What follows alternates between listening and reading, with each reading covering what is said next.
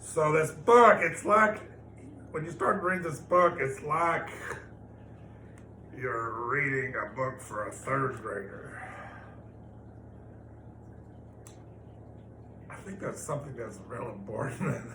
It's been said, you've heard this before, but you probably don't understand it. But the truth is so simple, nobody can believe it. Well, the truth of this is so simple that it's like you're teaching a third grader when you talk about it. And you think it cannot be that simple. It cannot be that simple. But it's also really well thought out, and when you use the right word, it's well thought out to make it so simple. You couldn't make it that simple if you hadn't really thought about it. But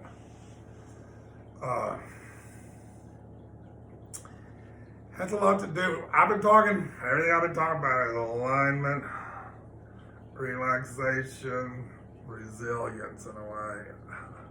Resilience is when this energy is flowing. Essentially, that's resilience. So alignment, she says, the way she talks about good head and shoulders, she says, relax the shoulders, drop the shoulders, and be the dropping of the shoulders. That's kind of an alignment. Drop the shoulders and be the dropping of the shoulders. It's relaxation too. She says, smile and be the smile. That's a very profound thing. Probably the most profound thing in Buddhism is when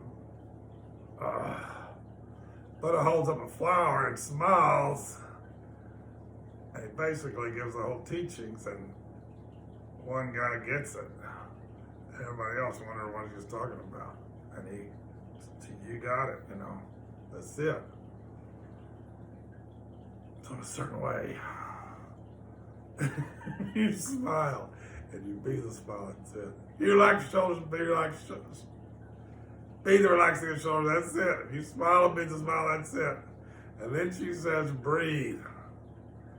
She says in a lot of ways, the whole problem is we don't breathe.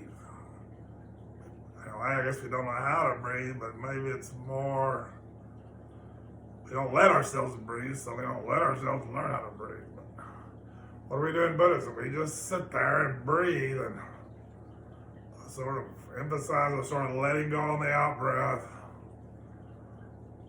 and kind of let that inform our breathing and let ourselves breathe. Stop stopping ourselves from breathing. A lot of times our thinking will keep us from breathing, will keep us from resilience. If you're thinking, then you're frozen. You can't be. So she's just saying be. It's all about being. And usually we're trying too hard. We're getting all in the way of ourselves, making it too complicated. Well, she doesn't make it very complicated. She makes it very simple and just do it. Like one of the things you do in this book is it's a little bit like the 5 wisdoms of 5 negative energies.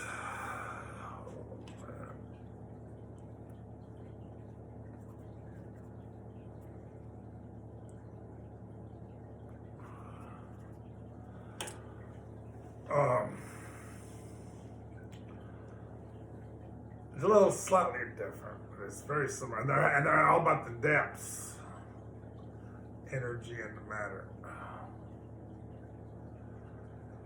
Worry. It's a little bit like ignorance. Fear.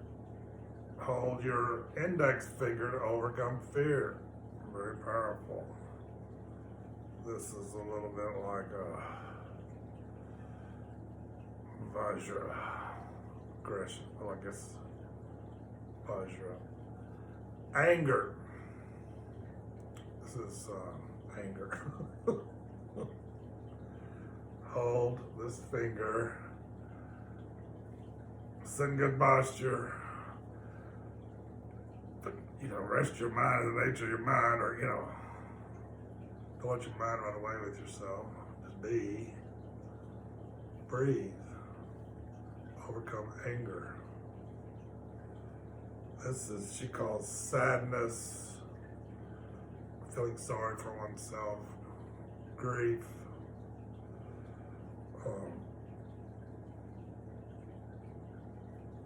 I'm getting them all confused with the five wisdoms, but I'll go over that at some point. This one she calls trying to's, or laughing on the outside, crying on the inside, just tense before the event.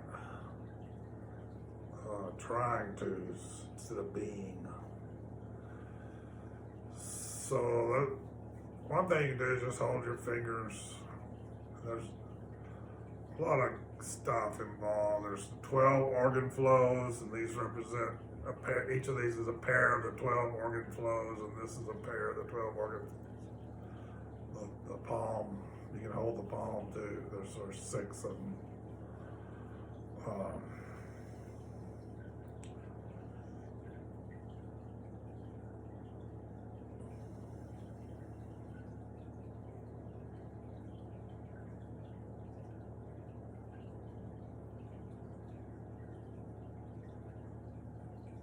So I don't know, if I'm giving like a self-help class, we could just kind of do, but it's kind of, we're not really having that kind of class, so I'm just kind of wandering through. This is another very interesting book. This book you have to order from the organization itself. JSJinc.org is their website. There's 3 of these. There's 3 self-help books, like $15, depending on how many you buy or whatever, the shipping. There's a book, self-help book 2, which is goes over the 26 flows or 26 points and gives you like 2 points you can hold to work on each point. There's a self-help book 3, which is called Fun with Fingers and Toes. There's all kinds of stuff you can do with your hands. The way jyutsu started, probably in the late 1800s, maybe early 1900s, somewhere around the turn of the century there. Jiro Murai was like the 5th son in a pretty well-known family of doctors. The first 4 sons all became doctors, so they say you can't become a doctor, we got all we can handle, you got to do something else. So he studied philosophy. Really, Jinshin Jitsu, in my opinion, comes out of the Shinto tradition. Although I think it was, as I said before, it was in the Christian tradition, it was in the Buddhist tradition, but at least as far as this Japanese aspect, I think it came out of the Shinto tradition, but who knows, it could have come from anywhere. But Shinto has a real history of healing and maintaining their healing arts, and Jiro Murai was bigger than just Jinshin Jitsu. He was part of this very powerful and somewhat became a little unfortunate revival of Shintoism, but it wasn't just Shintoism, but I study macrobiology, and a lot of the stuff we study in macrobiology are these things that they were talking about at this time. They're ancient, a lot of them, but that's kind of a whole other topic to get into all of it. They're very powerful. And Jiro Murai was part of their maybe 5 guys who were really writing and figuring stuff out. Jiro Murai did this whole thing on Jinshin Jitsu, which is so powerful. But he did some other stuff too. He had voluminous writings in some other areas related to all this. It's all kind of related to Shinto. the revival of Shinto that was going on, which had some unfortunate consequences in that a bunch of young Japanese naval officers took this and kind of co-opted this spiritual movement and took it into like Japan's domination of Asia in World War II. It was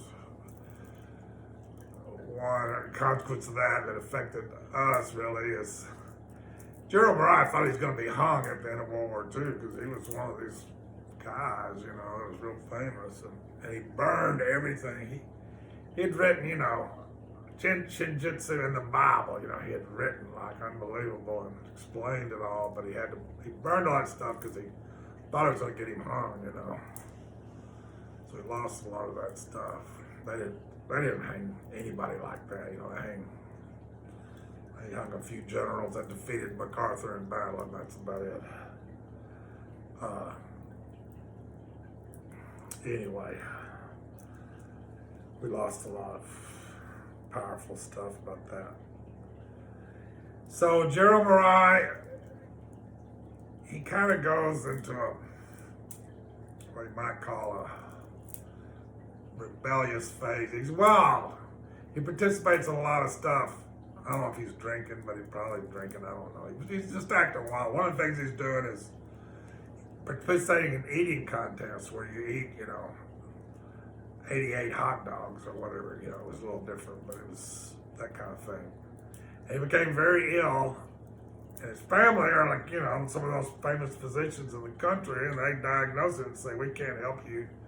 You're going to die. You're too far gone, you know. You've messed around, gotten yourself in trouble here. And he says, okay, just carry me up into our top of this mountain where we have our meditation retreat area, and leave me there, and I'm gonna. He had learned some things when he was studying philosophy in the monasteries, Shinto or Buddhist or whatever. He learned these 8 mudras.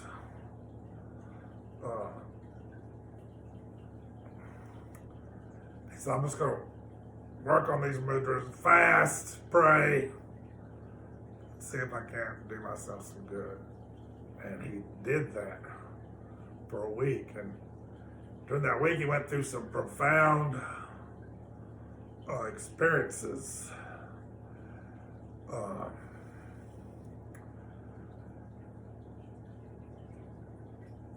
He got a period where he was like freezing and just shivering, and he went through a period where he was really, really hot.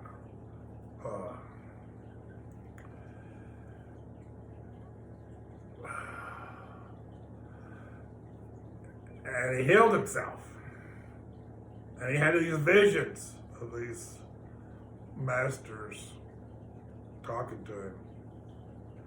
And at the end of the week, he prayed and said, you know, you've healed me. Thank you. I'm going to dedicate my life to understanding the visions I've had and the healing I've gone through, and figure out what it all means. And I'm going to try to understand it further. And he did. And he just spent his whole life, you know, fasting a lot. He could feel the energy flowing. He could feel these energy flows.